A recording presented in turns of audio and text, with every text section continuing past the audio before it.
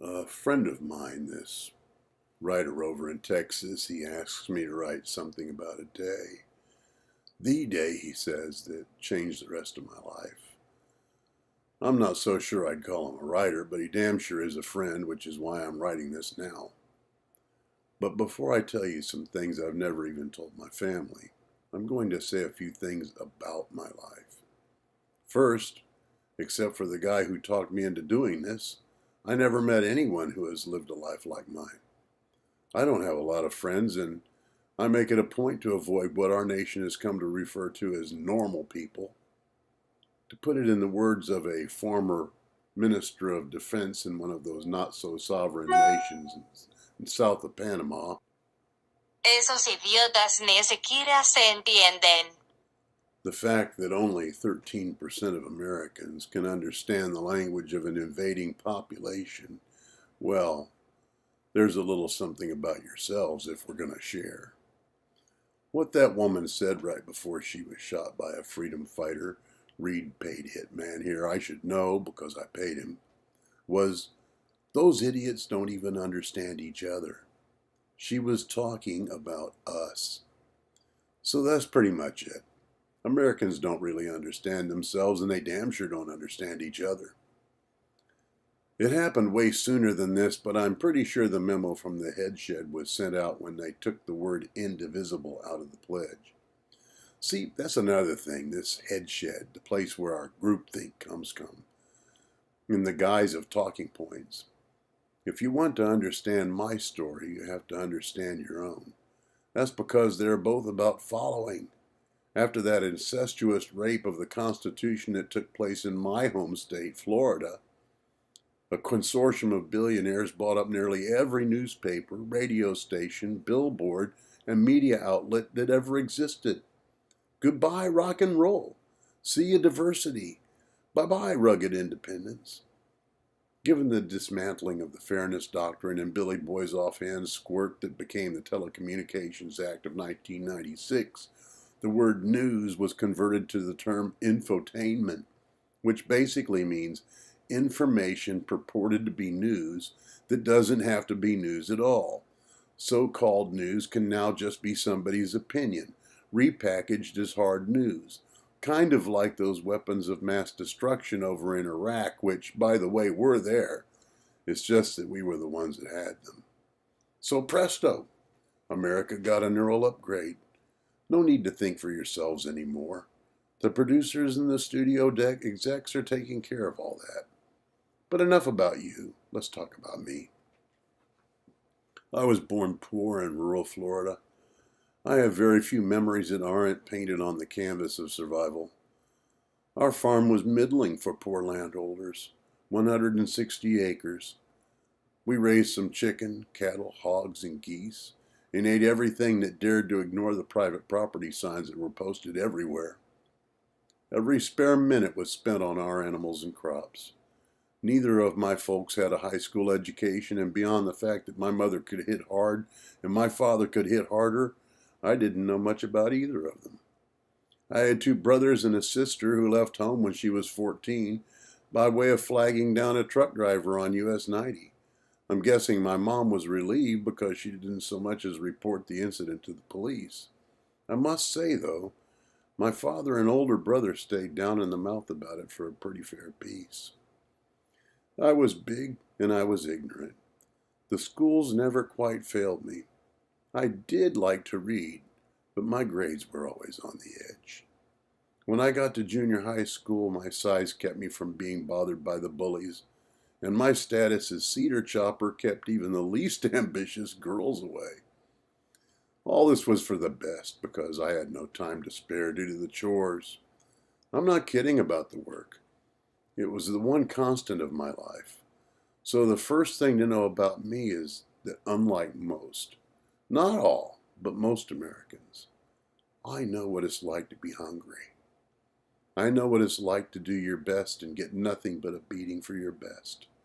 And I know how to do it in the midst of a world where everybody seems to be having the time of their lives. It makes a darkness in a boy, and in the darkness many things can grow unseen. The first thing that happened in my life that pointed me toward that day that would change the rest of my life was a different kind of change. For the first time in my life, I made a friend. There isn't any way to tell you what effect this had on me, so I'll tell you how it happened instead. It was the third week of my sophomore year in high school. Leon High School was the only high school in Tallahassee for whites in those days, and it was huge. This was good because it was pretty easy to fly under the radar when there are a lot of trees. But as anyone who has been to high school can tell you, some trees are taller than others, and on that day, I crashed into the tallest, Sam Yatsey, the largest, most feared man boy at Leon had finally noticed me.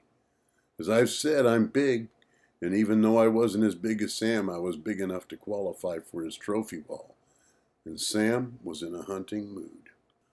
First, he tried a little foreplay, slapping me around and pushing me in front of an ever-growing crowd, but I wasn't having any of it. As I said, my size had kept me out of fights up until then, and between my lack of fighting experience and Sam's abundance of it, I knew I would get a severe beating. Then he progressed to insults. These ranged from calling my mother a whore to expressing his disgust about cowards who would not fight. He called me a commie, a true insult in those days before we bought all our cell phones and computers from China. He called me a queer, drawing sharp intakes of breath from what was now a mob. Saving the nuclear option for last, he called me a nigger lover, a term that had gotten more than one boy killed in the Deep South in those days. When I refused this bait, unseen hands pushed me from behind, and shouts of menace and outrage came from the throat of the beast. Seeing no game to be had, Sam put his huge face in mine and said, "My daddy told me to drown a litter of kittens this morning. You know what? They put up more of a fight than you did." I'll never know for sure what happened next. I think it might have been the idea that he was telling the truth and that he had drowned a litter of kittens that morning, a thought that enraged me. The next thing I was aware of, I was crying. And then I was astride Sam, liding blow after blow on his face. Suddenly, the crowd that had been egging on this fight was pulling me off Sam. He got up, face already showing some of the damage that would obliterate his features later, with a cry of, "You sucker punched me!" He was on top of me, making ground chuck out of my face. I felt my nose break and warm blood rush down my throat, making me retch. This time, there were no helpful hands to drag Sam off my prostrate form. Instead, Sam stood up and kicked me hard enough to break 2 ribs. The sound of the crowd had reached a deafening crescendo, so neither of us heard it when there was a cry of, "Look out, Sam!" And when Sam's 13-sized cowboy boot raised to stomp my face, it was with utter amazement that I saw the malevolent mask of his face pushed toward his chest, replaced by a 3-foot-long piece of 4x4. The roar of 60 teenage throats screaming for the death of a young boy was abruptly silenced, and I clearly heard Sam's body hit the ground. He fell like a loblolly pine cut at the base. Like a chunk of ice breaking from a larger floe, the crowd began to break apart. Strangely, it was the boys closest to the fight that ran first.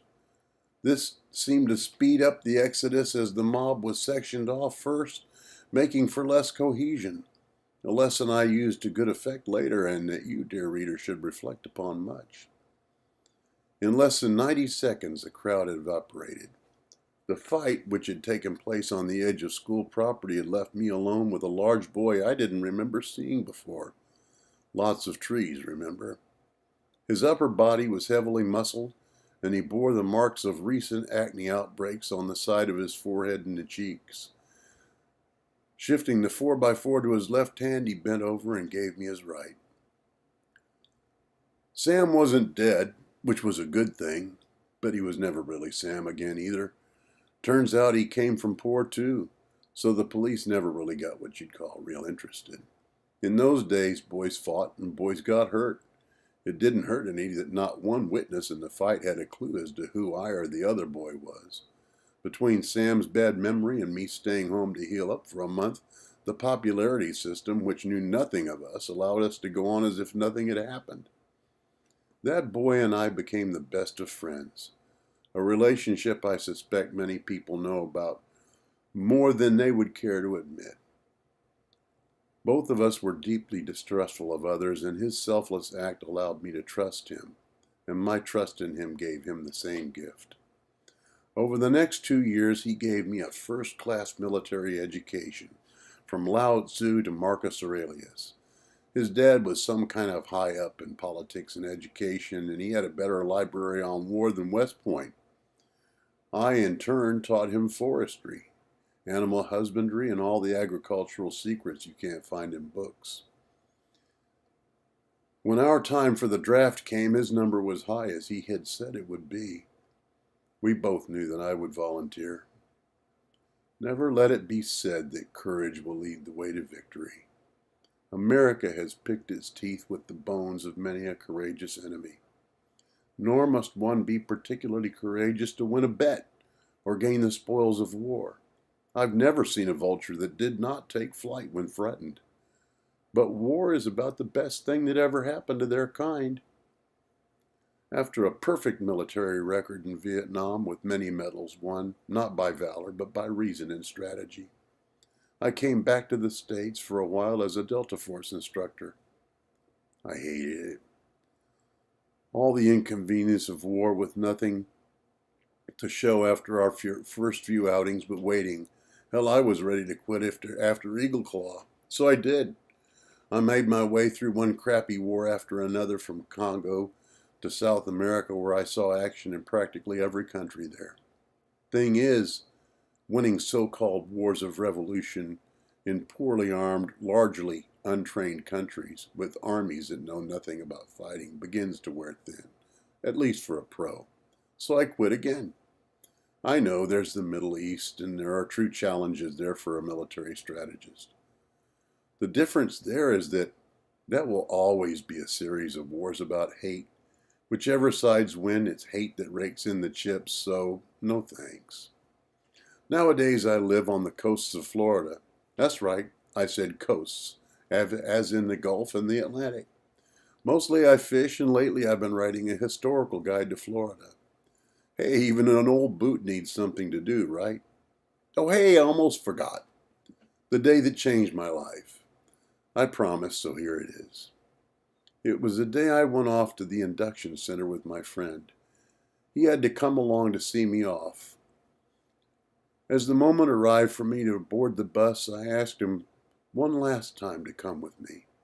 He pulled me into a tight hug, something two guys never did in those days. He held me there as the other men eyed us uneasily, and in my ear he said, "Deep down inside, you know that you are following these others to war. What you also know is that is how a war is fought. The way to win is to be a part in the conflict. Never lead, never follow.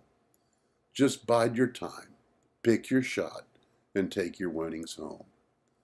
Hell, that did more than just change my life. It saved it.